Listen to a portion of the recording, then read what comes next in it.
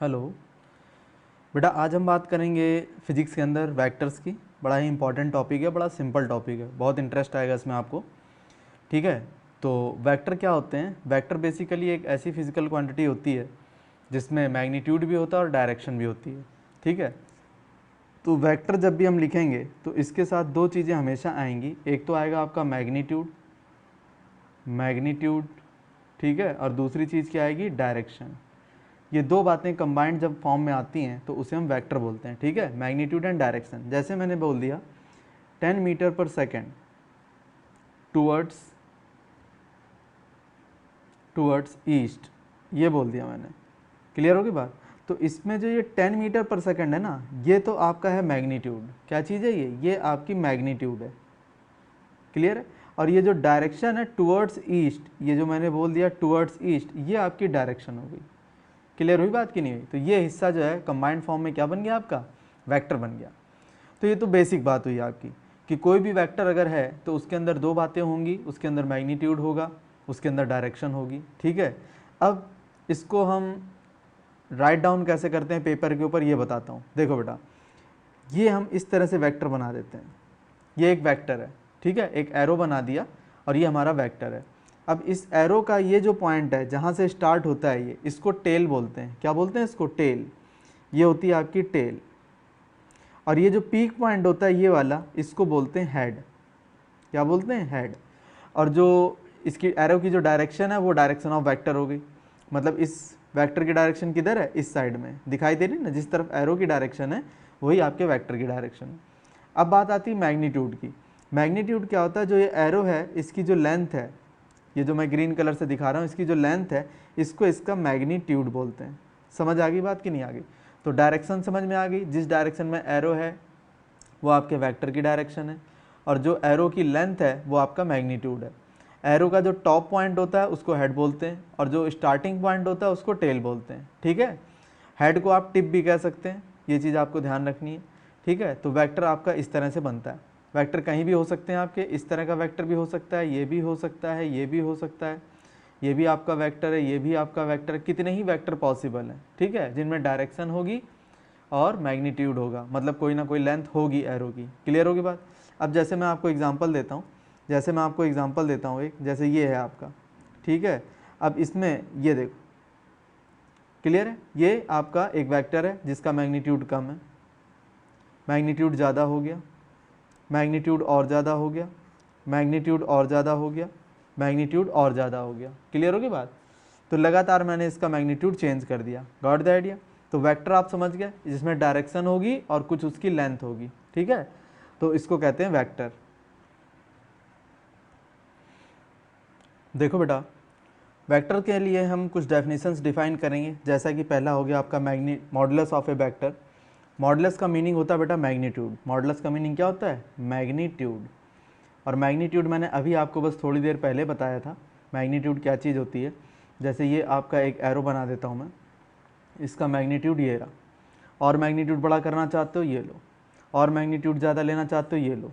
मतलब इसका मॉडुलस मैं लगातार इंक्रीज़ कर रहा हूँ। मैंने मॉडुलस इंक्रीज़ कर दिया, अब मेरा मॉडुलस डिक्रीज़ हो रहा है। मॉडुलस इंक्रीज़ हो रहा है, मॉडुलस डिक्रीज़ हो रहा है। गॉट द आइडिया और नॉट? तो मॉडुलस का मीनिंग क्या होता है? जो हमारा वेक्टर है उसकी लेंथ, ठीक है, जो वेक्टर है उसकी लेंथ कितनी है उसको उसका बोलते हैं मॉडुलस। क्लियर होगी बात? अगला देखो बेटा, क्या चीज़ है आपके पास? Unit vector. क्या कर रहा हूँ? यूनिट वेक्टर की बात कर रहा हूँ। देखो बेटा, क्या चीज़ होती है यूनिट वेक्टर? जैसे ये आपका कोई वेक्टर है, ये आपका एक वेक्टर है इस तरह से, और इसकी टोटल लेंथ है 10 मीटर है। मान लो 10 मीटर है। तो आप इसका यूनिट वेक्टर निकालना चाहते हो। क्या निकालना चाहते हो? Unit vector. तो आप क्या करो, इसके 10 पार्ट कर लो। क्या कर लो? 10 पार्ट कर लो। तो मैं करके दिखाता हूँ आपको।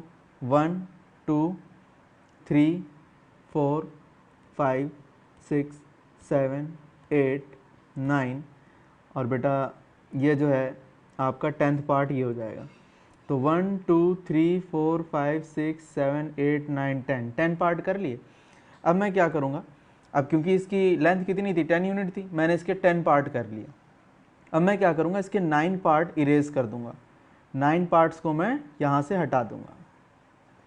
तो अब ये जो बचा ये क्या है? यूनिट वेक्टर है, जिसकी डायरेक्शन वही है जो इसके ओरिजिनल वेक्टर की डायरेक्शन थी। तो ये हमारा यूनिट वेक्टर बचा, हमारे पुराने वाले वेक्टर का यूनिट वेक्टर बचा। क्लियर होगी बात। अब मान लो यही लेंथ आपकी अगर 20 होती तो मैं इस एरो के 20 पार्ट कर लेता और 19 पार्ट इरेज कर देता। समझ में आई बात कि नहीं। अगर मेरा ये जो है वेक्टर जो था इसकी यूनिट क्या होती, इसकी जो मैग्नीट्यूड होता वो 20 होता, तो मैं उसके 20 इक्वल पार्ट कर लेता और उसमें से कितने पार्ट हटा देता, 19 हटा देता, तो मेरे पास जो बचता वो क्या होता, यूनिट वेक्टर होता। Got the idea. तो unit vector is basically a vector whose magnitude is 1 and direction is similar to the original vector. ठीक है, डायरेक्शन में कोई चेंज नहीं आएगा, जो ओरिजिनल वेक्टर की डायरेक्शन थी वही इसकी डायरेक्शन है, उसमें कोई चेंज नहीं आ रहा है। समझ गए कि नहीं समझ गए, उसमें कोई भी चेंज नहीं है। लेकिन जो है यहाँ पर आपको ध्यान रखना, डायरेक्शन आपकी जो अब है वही पहले भी थी, डायरेक्शन में कोई चेंज नहीं आ रहा है।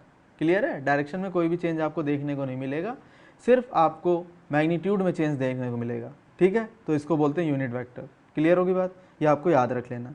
इसके बाद ये देखो बेटा, ये कहता है कि एक वेक्टर दिया हुआ है ये और इसका यूनिट वेक्टर निकालना है। तो मैं आपको एक फार्मूला बता देता हूँ।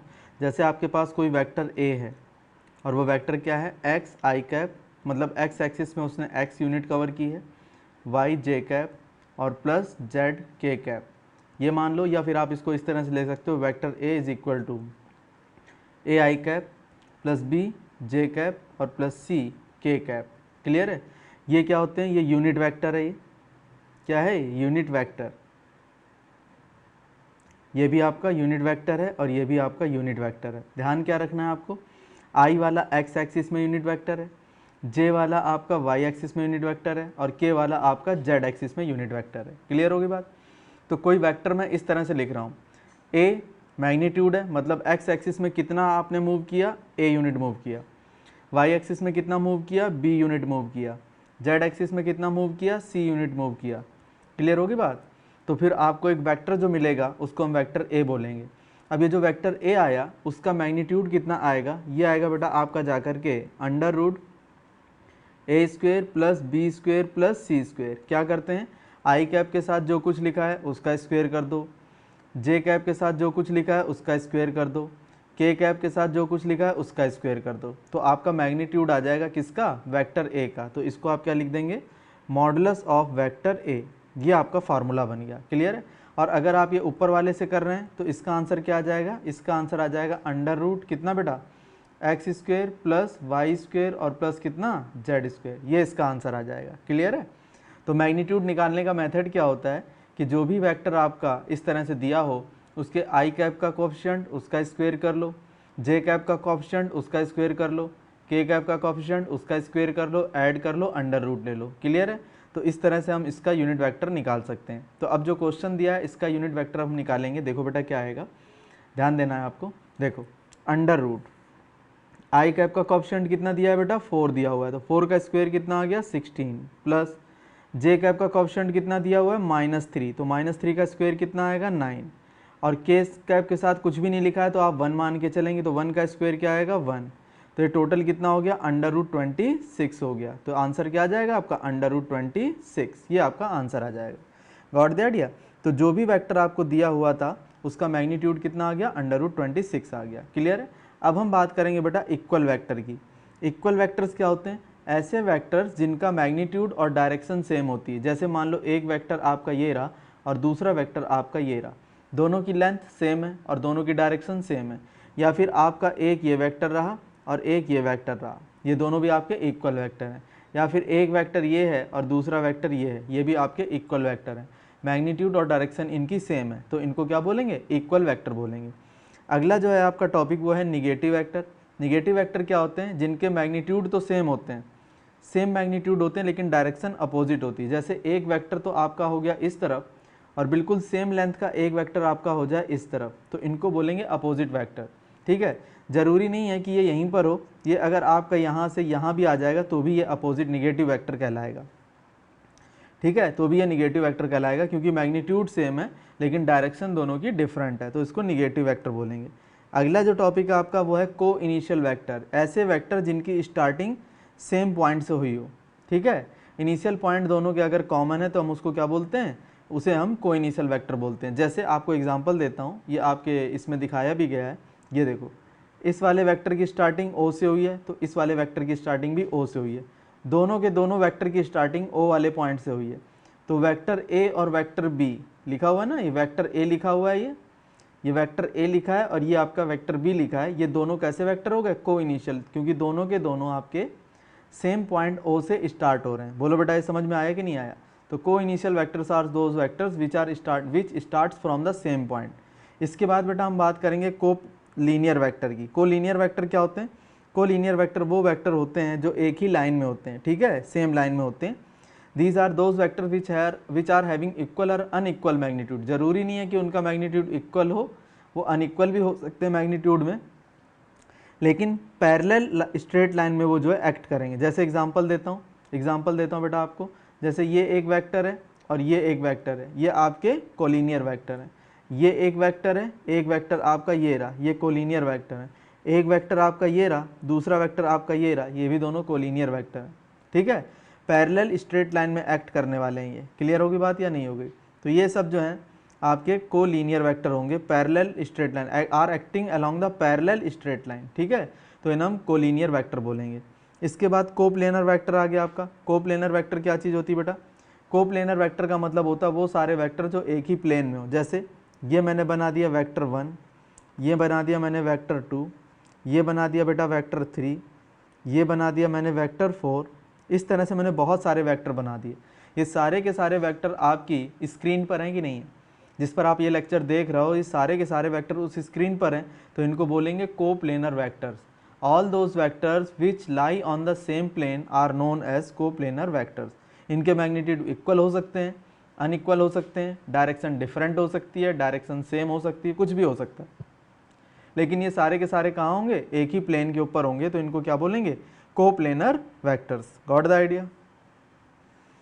इसके बाद बेटा बात करेंगे लोकलाइज्ड वेक्टर। लोकलाइज्ड वेक्टर वो वेक्टर होते हैं जिसका इनिशियल पॉइंट फिक्स होता है। जैसे मैंने कह दिया कि ये एक पॉइंट है ए और आपको इसी के अबाउट कोई वेक्टर ड्रॉ करना है, तो मैं कोई भी वेक्टर कहीं भी ड्रॉ करूँगा तो वो लोकलाइज्ड हो जाएगा, क्योंकि उसका इनिशियल पॉइंट फिक्स है।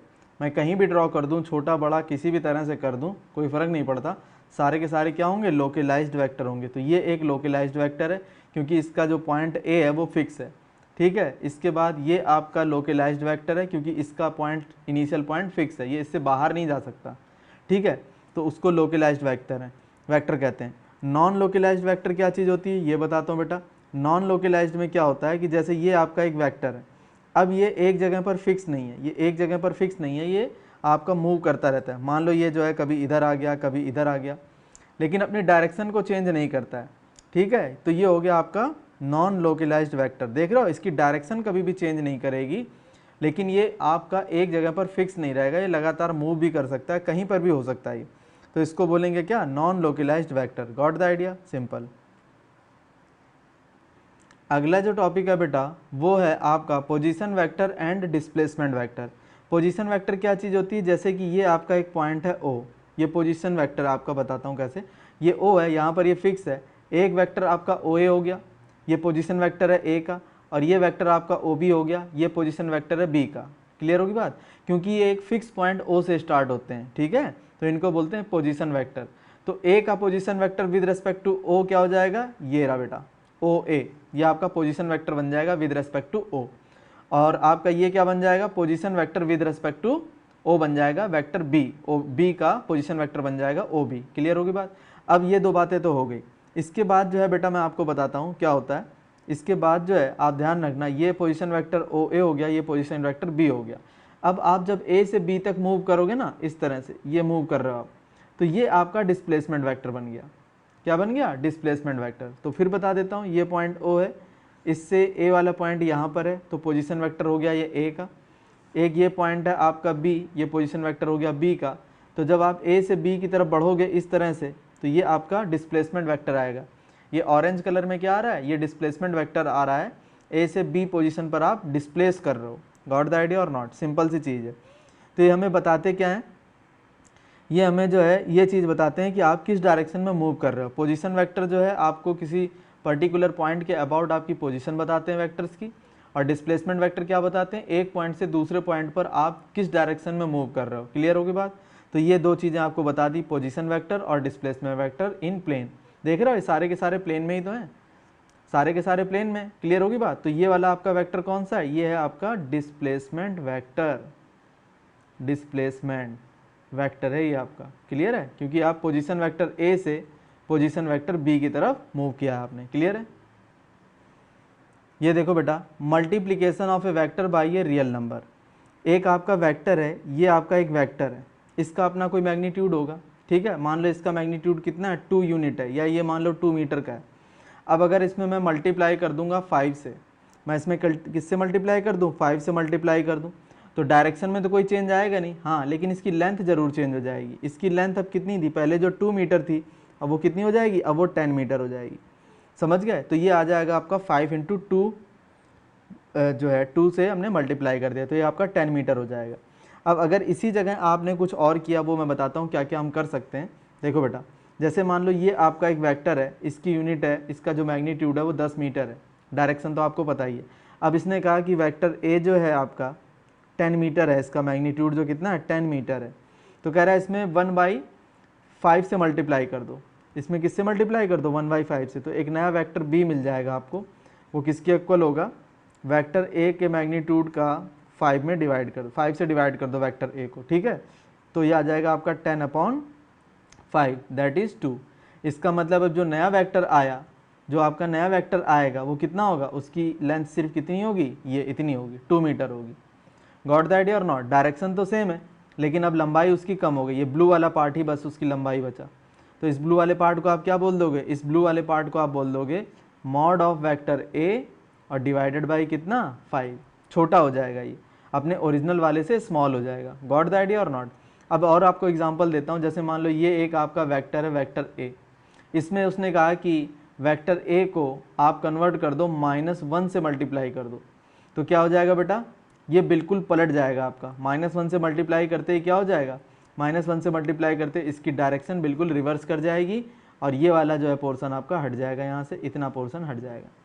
बोलो बेटा समझ आया कि नहीं है। अब ये आपका क्या आ गया, ये आपका आ गया जा करके minus of vector A, direction पलट जाएगी इसकी, ठीक है। जैसे ये था आपका, ये मान लो है आपका 2 मीटर है, डायरेक्शन ये दे रखी है। अब ये वेक्टर ए के इक्वल है आपका, वेक्टर ए का जो मॉड है वो इतना दे रखा है। ये कह रहा है -2 × वेक्टर ए का मॉड करो, मतलब ये जो वैल्यू है इसमें -2 से मल्टीप्लाई करो। तो जब -2 से मल्टीप्लाई करोगे तो ऑब्वियस सी बात है इसकी लेंथ तो हो जाएगी डबल। लेंथ कितनी हो गई, लेंथ हो गई आपकी इस तरह से डबल हो गई। और डायरेक्शन कौन सी हो जाएगी बेटा, डायरेक्शन आपकी इस तरह से ये आ जाएगी। समझ आया कि नहीं आया, ये डायरेक्शन आ जाएगी और आपकी जो लेंथ है वो उसकी डबल हो जाएगी। गॉट द आइडिया और नॉट। तो ये आ गया आपका जा करके क्या, यहाँ से लेकर यहाँ तक ये बन गया आपका -2 times mod of vector A. Clear होगी बात। तो मल्टीप्लिकेशन करने से क्या होता है, आपका जो ओरिजिनल वेक्टर है, जो भी आपका रियल वेक्टर है ये रहा, उसकी लेंथ बढ़ भी सकती है, कम भी हो सकती है, वो तो डिपेंड करता है आप मल्टीप्लाई किससे कर रहे हो। मतलब m × वेक्टर a, ये इसकी जो लेंथ है सब कुछ डिपेंड किस पे कर रहा है, m के मैग्नीट्यूड पर और डायरेक्शन पर, साइन पर। अगर m की वैल्यू पॉजिटिव है और 1 से बड़ी है तो आपका जो वेक्टर a है उसकी लेंथ बढ़ जाएगी, और अगर m की वैल्यू स्मॉल है लेकिन पॉजिटिव है तो आपके वेक्टर की लेंथ घट जाएगी। और अगर m की वैल्यू निगेटिव है लेकिन मैग्नीट्यूड उसका जो ज़्यादा है तो अपोजिट डायरेक्शन में वेक्टर आ जाएगा लेकिन उसकी लेंथ इंक्रीज कर जाएगी। एग्जाम्पल मैं देता हूँ आपको और क्लियर हो जाएगा। देखो बेटा, एक वेक्टर a है इस तरफ, ये आपका क्या है, वेक्टर a है। क्लियर होगी बात। आपसे पूछ रहा है, पहला क्वेश्चन जो इसने पूछा, इसने कहा 2 टाइम्स वेक्टर a निकालो। फिर दूसरे केस में पूछा 5 टाइम्स वेक्टर a निकालो। फिर तीसरे केस में पूछा 1/2 वेक्टर a निकालो। फिर फोर्थ केस आपसे पूछ लिया -2 टाइम्स वेक्टर a कैलकुलेट करो। फिफ्थ केस पूछ लिया -5 वेक्टर a कैलकुलेट करो। सिक्स पॉइंट आपसे पूछ लिया -1/2 वेक्टर a कैलकुलेट करो। तो सबसे पहले मैं 2 टाइम्स वेक्टर a निकालता हूँ। देखो बेटा कितना आएगा, 2 टाइम्स वेक्टर a आ जाएगा, जो वेक्टर a ओरिजिनल है उससे डबल आएगा, मतलब ये आ गया आपका 2 टाइम्स वेक्टर a। कितना हो गया, ये हो गया 2 टाइम्स वेक्टर a। अब इसने कहा 5 टाइम्स वेक्टर a निकालो, तो 5 टाइम्स आपका आ गया ये आ गया आपका जाकर के 5 टाइम्स वेक्टर a। डायरेक्शन में कोई चेंज नहीं मिलेगा, मैग्नीट्यूड चेंज हो जाएगा। फिर इसने कहा a/2 वेक्टर a का हाफ निकालो, तो क्या हो जाएगा, ये हो जाएगा आपका वेक्टर a और डिवाइडेड बाई 2। फिर इसने कहा -2 वेक्टर a निकालो, अब देखो बेटा क्या करेंगे, अब माइनस में जब आएंगे हम तो क्या कर देंगे, डायरेक्शन पलट देंगे, मैग्नीट्यूड वही रहेगा। तो ये हिस्सा आप हटा दो, ये हो गया माइनस ऑफ 2 वेक्टर ए। फिर माइनस ऑफ 5 वेक्टर ए क्या होगा, डायरेक्शन पलट दो, ये हिस्सा हटा दो, यहाँ माइनस लगा दो। फिर इसने कहा minus of vector A by 2, तो ये हिस्सा हटा दो और यहाँ माइनस लगा दो। ये सब आपके कौन से आ जाएंगे, ये आपके निगेटिव वाले आ जाएंगे। तो समझ में आ गई होगी बात मेरे हिसाब से, क्लियर है। ये देखो बेटा आपके सामने है, ये कह रहा है रिजल्टेंट वेक्टर निकालो। जैसे मैं बताता हूँ आपको, जैसे एक वेक्टर आपका ये रहा वेक्टर ए और एक वेक्टर आपका ये है वेक्टर बी। अब कह रहा है इन दोनों का रिजल्टेंट वेक्टर निकालो। तो रिजल्टेंट वेक्टर कैसे निकाले जाते हैं, इनके मेथड होते हैं, ये सिंपल मेथड से नहीं ऐड होते हैं, इनके अपने अलग मेथड होते हैं। जैसे vector A is equal to मैंने बोल दिया आपका जा करके 2 मीटर टूवर्ड्स ईस्ट बोल दिया, ठीक है, और ये बोल दिया आपका 5 मीटर टूवर्ड्स नॉर्थ ईस्ट बोल दिया। क्या बोल दिया, टूवर्ड्स नॉर्थ ईस्ट। तो आप इसको ये नहीं कर सकते कि 5 + 2 कर दिया, 5 + 2 = 7 लिख दिया, ये गलत हो जाएगा क्योंकि डायरेक्शन नहीं पता हमें, ठीक है। तो जब हम वेक्टर को ऐड करते हैं तो सिंपल अलजेब्राइक मेथड से नहीं ऐड कर सकते कि 5 + 2 किया और आंसर आ गया। इसके ऐड करने के अपने मेथड होते हैं, ठीक है। ऐड करने के बाद आपको फाइनल रिजल्ट मिलता है। तो 2 या 2 से ज़्यादा वेक्टर को हम ऐड कर सकते हैं, उसका रिजल्टेंट निकाल सकते हैं, मतलब सबकी ताकत के बराबर एक सिंगल वेक्टर निकाल सकते हैं, ठीक है। तो इसको सॉल्व करने के तरीके हैं वो मैं आपको बताता हूँ क्या है। वो देखो बेटा, एक तो है आपका triangle law of vector addition. क्या है, triangle law of vector addition. बड़ा ही सिंपल है। Triangle law of vector addition में क्या करते हैं बेटा, बड़ा सिंपल सा काम है, मैं बताता हूँ। जैसे ये आपको वेक्टर ए दिया था, ठीक है, और ये आपको वेक्टर बी दिया था इस तरह से। तो आपको क्या करना है, आपसे मान लो उसने पूछ लिया कि आप निकालो vector A plus vector B, A और बी का रिजल्टेंट निकालो, तो vector A plus vector B करना है। तो आप करेंगे क्या, सबसे पहला काम जो करेंगे, पहला जो स्टेप होगा, आप क्या करोगे, वेक्टर ए ड्रॉ करोगे। तो वेक्टर ए मैंने ये ड्रॉ कर दिया, ये मेरा वेक्टर ए है, क्लियर है, ये मैंने ड्रॉ कर दिया। सेकंड स्टेप में क्या करोगे, वेक्टर बी को लाओगे, एज इट इज़ उठा करके लाओगे, उसमें कोई चेंज नहीं करोगे, ठीक है। तो ध्यान रखना, आप जब उसको लेकर के आओगे तो किस तरह से लाओगे, वेक्टर बी को लाओगे इस तरह से उठा करके, और उठा करके उसको कहाँ रखना है आपको, वेक्टर ए की टिप पे रखना है। ए ये रख दिया आपने, समझ में आ गई बात कि नहीं आ गई। आपने उठा करके सीधे वेक्टर ए की टिप पे रख दिया, वेक्टर बी को एज इट इज़ रख दिया। अब आपको क्या करना है, इसकी इनिशियल पॉइंट से इसके हेड को मिला दो बस। अब ये जो आ रहा है ना ऑरेंज कलर का, ये आपका vector A plus vector B है। क्या है ये आपका vector A plus vector B है, और इसी को मैं बोल दूंगा वेक्टर आर, और यही होता है आपका रिजल्टेंट वेक्टर। क्या होता है ये, रिजल्टेंट वेक्टर। क्या चीज़ है ये, रिजल्टेंट वेक्टर है। ये किसकी ताकत के बराबर है, वेक्टर ए और वेक्टर बी की कंबाइंड ताकत के बराबर है, ठीक है। अब जो रिजल्टेंट वेक्टर है उसका मैग्नीट्यूड कितना हो गया, आपको साफ दिखाई दे रहा है, उसका मैग्नीट्यूड ये है, ये उसका मैग्नीट्यूड है बेटा, समझ आया कि नहीं आया। ये उसका मैग्नीट्यूड है, ए ये रहा इस तरह से, ये इसका मैग्नीट्यूड है, क्लियर होगी बात, ये इसका मैग्नीट्यूड है। और डायरेक्शन तो आपको दिखाई दे रही किस तरफ है, इस तरफ है डायरेक्शन, क्लियर होगी बात, कोई दिक्कत है, कोई दिक्कत नहीं। तो वेक्टर एडिशन इस तरह से किया जाता है ट्रायंगल लॉ मेथड से। अब अगर यहीं पर आपसे ये कह देता वो कि आप निकालो वेक्टर बी और प्लस वेक्टर ए, ये निकालना, मतलब वेक्टर बी को पहले लिखना है, फिर आपको वेक्टर ए ऐड करना है। तो मैं क्या करता, सबसे पहले तो वेक्टर बी ड्रॉ कर लेता, ये मेरा वेक्टर बी था। अब मैं क्या करता, वेक्टर ए को एज इट इज़ उठा करके ले जाता, वेक्टर ए जो है मेरा, इस तरह से मैं इसको उठा करके ले जाता और कहाँ पुट कर देता, इस तरह से वेक्टर बी के ऊपर रख देता, इस तरह से रख देता। और फिर क्या करता, इनिशियल से फाइनल को मिला देता, इनिशियल ये है फाइनल ये है, इस तरह से मैं मिला देता। ये देख रहे हो ना ऑरेंज वाली लाइन जो है, ये रिजल्टेंट वेक्टर होती आर वेक्टर, और ये किसके इक्वल होता, ये होता वेक्टर ए और प्लस वेक्टर बी, इसके इक्वल आ जाता है ये, क्लियर है। अब जरा ध्यान दो, जो आपकी लेंथ ये आ रही है, जितनी लेंथ ये आ रही है आपकी, सेम लेंथ आपकी ये आ रही है, सेम लेंथ आ रही कि नहीं आ रही, दोनों में आपको सेम लेंथ दिखाई दे रही है। इसका मतलब triangle law of vector addition में चाहे आप वेक्टर ए प्लस बी करें या vector B plus vector A करें, कोई फ़र्क नहीं पड़ता है। इसका मतलब है vector A plus vector B that is similar to vector B plus vector A, आपको सेम मैग्नीट्यूड मिलेगा, सेम मैग्नीट्यूड मिलेगा और सेम डायरेक्शन मिलेगी। दोनों बातें आपको सेम मिलेंगी, कोई भी डिफरेंस देखने को नहीं मिलेगा। तो ये है vector addition with the help of triangle law of vector addition. समझ में आ गया?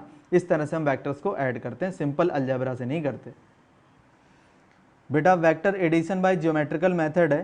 पहला जो है आपका general rule of addition for vectors है, पहला जो है आपका when the two vectors are acting in the same direction.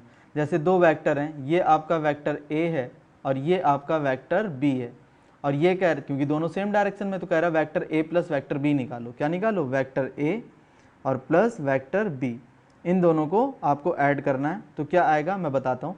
सबसे पहले तो आप क्या कर लोगे, सबसे पहले आप वेक्टर ए को राइट डाउन करोगे। ये वेक्टर बी मैंने कलर डिफरेंट कर दिया। सबसे पहले तो आप वेक्टर ए को एज इट इज़ रख लोगे लाके, और फिर इसकी जो टिप पर आप वेक्टर बी को रखोगे, ये आप वेक्टर बी को रखोगे। ठीक है, ये आपका क्या हो गया? वेक्टर बी, और वह पहले वाला क्या हो गया आपका? वेक्टर ए, क्योंकि डायरेक्शन सेम है, ध्यान रखना। तो वेक्टर ए क्योंकि पहले लिखा था, तो सबसे पहले वेक्टर ए ड्रॉ करेंगे, फिर वेक्टर ए के हेड पर किसको लाके रखेंगे? वेक्टर बी को एज इट इज़ लाके रखेंगे। तो आपका जो रिजल्टेंट आया वो कितना आ गया? रिजल्टेंट आपका यहाँ से लेकर के ये इस तरह से, ये आपका vector A plus vector B, इतना रिजल्टेंट आ जाएगा। लेंथ काफ़ी ज़्यादा लंबी हो जाएगी इसकी, ठीक है, और डायरेक्शन में कोई चेंज नहीं होगा, सेम डायरेक्शन में आ जाएंगे। क्लियर है? अब अगर यहाँ पर ये कह देता है कि आप निकालो वेक्टर बी और प्लस वेक्टर ए, तो क्या करूँगा? पहले मैं वेक्टर बी उतारूँगा और इसके बाद वेक्टर ए को बी की टिप पे लिखूँगा। ठीक है, तो वेक्टर बी मैंने सबसे पहले ड्रॉ कर लिया, ये मैंने वेक्टर बी लिख लिया, और फिर क्या किया? वेक्टर ए को एज इट इज़ उठा करके यहाँ पुट कर दिया, ये मेरा वेक्टर ए है। ठीक है, तो इसमें आपको साफ दिखाई दे रहा है, इसमें भी वही बात आएगी, लेंथ आपकी सेम होगी। जो वेक्टर ए प्लस बी में आया था वही आपका वेक्टर बी प्लस ए में आएगा, सेम लेंथ आ जाएगी। ठीक है, और डायरेक्शन भी सेम होगी। क्लियर है?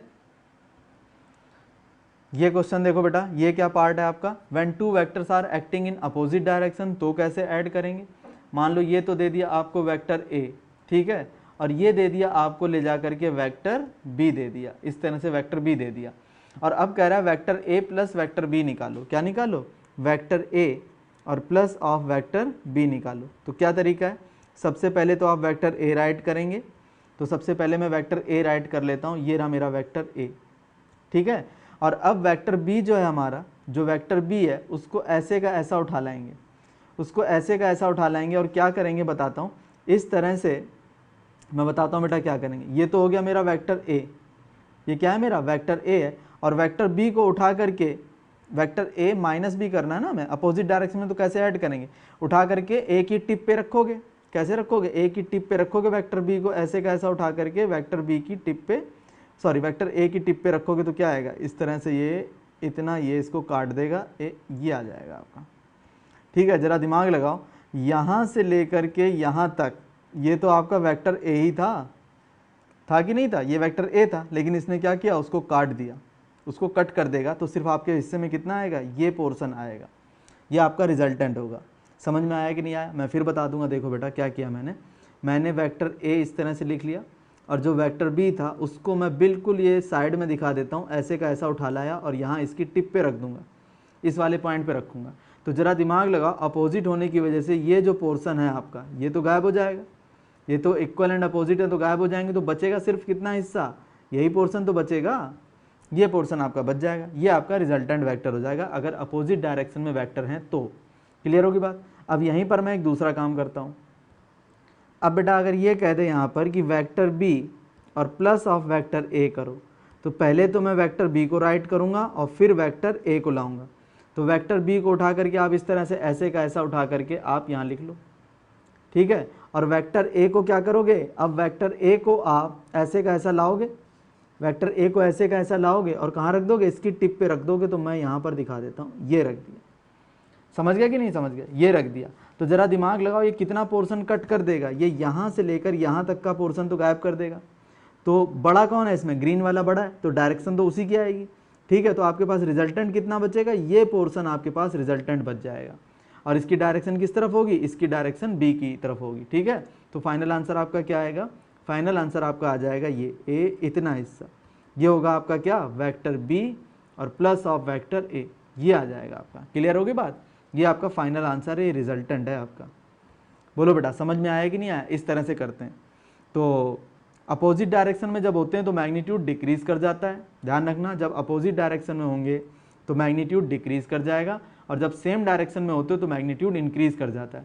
क्योंकि सेम डायरेक्शन में होते हैं तो क्या होता है, दोनों के दोनों आपस में ऐड हो जाते हैं, जुड़ जाते हैं, तो लंबाई बढ़ जाती है। और जब ये अपोजिट डायरेक्शन में होते हैं, जैसे कि ये हो गया आपका केस, तो अपोजिट डायरेक्शन में एक दूसरे को कैंसिल कर देते हैं, ठीक है, एक दूसरे के इफेक्ट को कैंसिल कर देते हैं, तो आपका जो रिजल्टेंट आता है वो इंडिविजुअल वेक्टर से कम आता है। क्लियर होगी बात, यहाँ तक तो कोई दिक्कत नहीं है।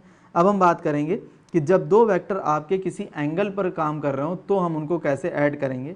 देखो बेटा, ये मैंने वैसे अभी थोड़ी देर पहले आपको बताया था कि एक वेक्टर आपका ए है इस तरह से, और एक वेक्टर बी है आपका इस तरह से। आपसे कहा गया है कि वेक्टर ए और प्लस वेक्टर बी को कैलकुलेट करो। तो तरीका क्या है, सबसे पहले तो आप वेक्टर ए को राइट कर लेंगे इस तरह से, और उसकी टिप पर वेक्टर बी को ला करके रख देंगे। ये आपका वेक्टर बी है, ठीक है, और ये आपका वेक्टर ए है, इस तरह से ला करके रख देंगे, और इनिशियल से आप फाइनल पॉइंट को इस तरह से मिला देंगे। समझ में आ गई बात, इस तरह से मिला देंगे। तो ये जो है आपका रिजल्टेंट वेक्टर है। क्या है ये आपका रिजल्टेंट वेक्टर आएगा इस तरह से, ठीक है बेटा, ये आपका रिजल्टेंट वेक्टर होगा।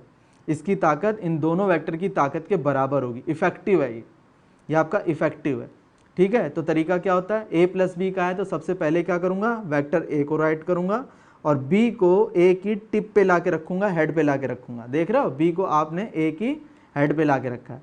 फिर ये इनिशियल पॉइंट है और ये आपका फाइनल पॉइंट है, इसको आपस में मीट कर देंगे, एरो बना देंगे, आपका आंसर आ जाएगा। क्लियर है। अब यहीं पर अगर आपसे कहे vector B plus vector A निकालो, vector B plus vector A इसी केस में कहता है, तो मैं सबसे पहले वेक्टर बी राइट करूंगा, फिर वेक्टर ए राइट करूंगा। तो जब वेक्टर बी राइट करूंगा तो ये आ जाएगा आपका, इसकी टिप पे मैं क्या करूंगा, वेक्टर ए को लिख दूंगा, और बस ये इनिशियल से फाइनल इस तरह से मिला दूंगा। ये मेरा रिजल्टेंट वेक्टर हो जाएगा। किसके इक्वल होगा ये होगा मेरा vector B plus of vector A, इस तरह से आ जाएगा। क्लियर है, थैंक यू।